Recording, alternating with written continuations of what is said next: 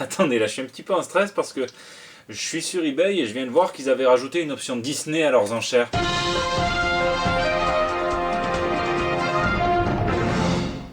Ça c'est depuis qu'ils ont voulu niquer Comcast avec la Fox. J'ai cliqué une fois sur enchérir, c'était à 50 centimes, c'est passé à 6 millions de dollars et 50 centimes. Alors, bon, je veux bien, mais je trouve que ça fait un petit peu cher pour une poupée vaudou Kevin Smith quand même. Ah bon, c'est une pop. Oui, oh, mais le plastique ça fond. Bon, cette semaine au menu, un petit JT crucifondant parce que par exemple, moi j'aimerais bien vous parler de la manière dont Marvel a fait faire à J. Scott Campbell une fausse couverture pour un comics dont je tairai le nom et qu'ils n'ont pas utilisé, tout ça dans l'espoir donc de conserver un secret, donc un spoil bien gardé, mais donc je ne vous spoilerai pas. Pour ça, il faut lire les comics. Et d'ailleurs, en matière de lecture, en ce moment, je vous recommande le titre en VO de Batwoman, la cousine a dépassé le cousin. Tout de suite et sans plus attendre, parce que maintenant de toute façon j'ai plus le temps, je fais des vidéos sur Instagram aussi, des vidéos exclusives de review comics dont je vous parlerai tout à l'heure. Pour l'instant, c'est les news de la semaine. Mignardise. Le nombre de la semaine, c'est 135, et rien à voir avec le nombre de théories sur le Marvel Cinematic Universe qui apparaissent chaque heure sur la toile. Un coup, on dit oui, mais Thanos, il aurait pu claquer les doigts pour doubler les ressources de la planète. Bah con. Oui, mais Ant-Man, en fait, c'est l'inventeur du Viagra, il a un micro-pénis, enfin bon. Non, 135, c'est bel et bien le nombre de cartes Marvel Masterpieces que va illustrer Simone Bianchi, un artiste peintre chez Upper Deck. Et on attribue souvent à l'artiste Joe Cusco d'avoir lancé une espèce de frénésie sur les cartes à collectionner quand il a sorti en 1992 chez Upper Deck son set de peinture Marvel Masterpieces, donc en trading cards. Il était d'ailleurs revenu il y a quelques années. Il y a beaucoup d'artistes qui font de la carte à collectionner. Je fais un petit bisou à Alric d'ailleurs. Et Upper Deck ne rompt pas avec la tradition puisqu'il faut appel à Simone Bianchi, que beaucoup connaissent pour ses couvertures peintes de Wolverine, des X-Men ou encore de Detective Comics. 135 cartes, c'est du boulot, et en plus de les collectionner, les amateurs d'originaux pourront voir les peintures, soit à la galerie Metropolis à New York, soit à la Lucca Comics and Game Convention en Italie. Cocktail. Tiens, c'est l'été, beaucoup d'entre vous sont en vacances ou au chômage, et c'est le moment idéal pour siroter des petits cocktails. Alors c'est très simple, vous prenez plein d'ingrédients qui a priori n'ont rien à faire et rien à voir ensemble, et vous les mélangez. Par exemple du lait, de la vodka et de la liqueur de café, paf, ça fait un White Russian. Alors l'été, ça c'est plutôt au petit-déj, il y a du café dedans. Et cette folie du mélange, elle semble avoir atteint jusqu'au QG de Marvel Comics qui nous propose son Infinity Warp, ce qu'on pourrait traduire quasi littéralement par les transformations de l'infini, qui consiste à mélanger plusieurs héros qui sont designés d'ailleurs par Humberto Ramos Morito. Vous avez le Soldat Suprême qui est un mélange entre Captain America et le Doctor Strange. Vous avez Iron Hammer qui est un mix entre Iron Man et Thor. Et vous avez Weapon X qui est un mash-up entre X-23 et Scarlet Spider. Et puis vous avez mes chouchous, là c'est personnel, donc vous avez Arachnite qui est la rencontre entre Moon Knight et Spider-Man, et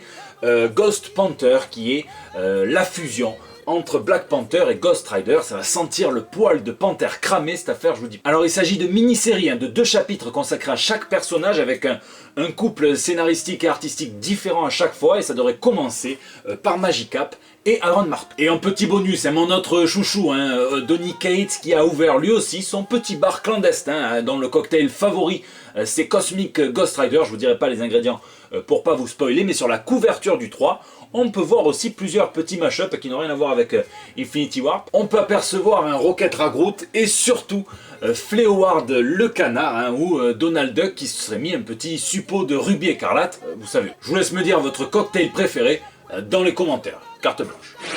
Popcorn.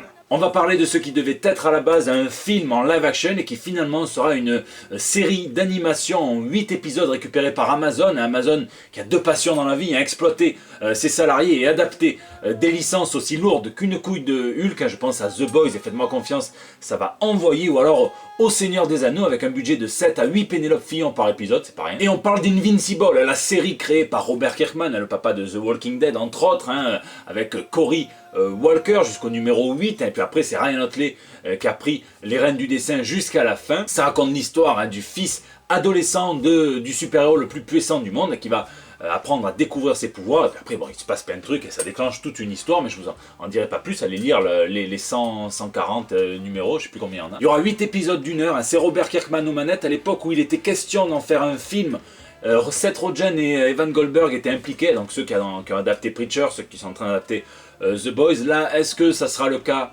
On sait pas trop. L'autre adaptation de la semaine, ça serait Sony qui nous préparerait un film sur Silk, l'araignée sauvage ou l'araignée cloîtrée comme j'aime bien l'appeler. Vous savez, il y a une théorie qui dit que dans Spider-Man Homecoming, tous les personnages que nous avons vus se révéleraient tôt ou tard être des personnages importants dans l'univers du tisseur. Et souvenez-vous, il y a une Cindy et elle est asiatique. De là à déclarer qu'il s'agissait en fait de Cindy Moon.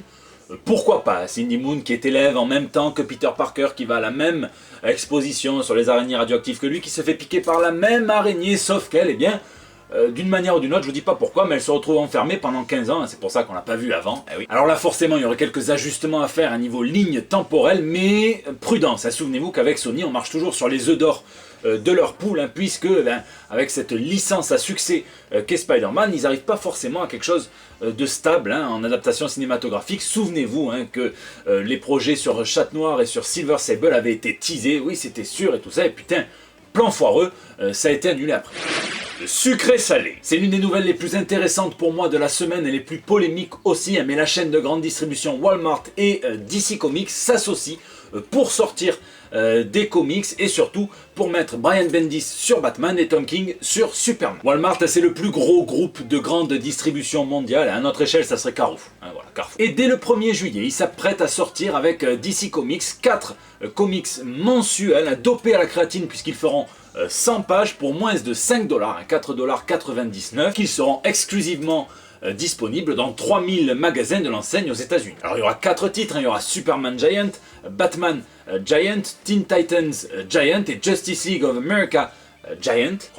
Et je peux vous assurer que c'est les comic shops qui font la gueule. Alors le but, c'est forcément d'ouvrir de nouveaux horizons, de faire découvrir les comics à d'autres lecteurs, ceux qui ne vont pas spécialement en comic shop. Il y aura 3 réimpressions d'histoires un petit peu iconiques de chaque franchise et une histoire complètement inédite. Pour tout l'été, c'est Jimmy Palmiotti, Tim Seeley et Dan Jurgens qui assureront les histoires inédites. Et dès le numéro 3, en septembre, eh bien, ce sera au tour pour Batman de Brian Michael Bendis de s'y frotter avec Nick Derrickson pour 12 épisodes, ça sera 12 mois. Une histoire où l'homme mystère entraînera Batman aux 4 coins du globe. Et pour Superman, c'est Tom King, 12 mois aussi, 12 chapitres qui s'y collent avec Andy Kubert et on explorera les limites du super gentil héros Superman face à un kidnapping d'une petite fille, mais un kidnapping à l'échelle interplanétaire. Alien du 3. Alors on ne sait pas encore si ces histoires inédites arriveront en France, puisque c'est un deal spécial, donc on va voir si Urban arrive à avoir le deal, ça serait quand même dommage qu'il ne l'ait pas. Et je vous laisse me dire dans les commentaires si vous trouvez que c'est une bonne stratégie pour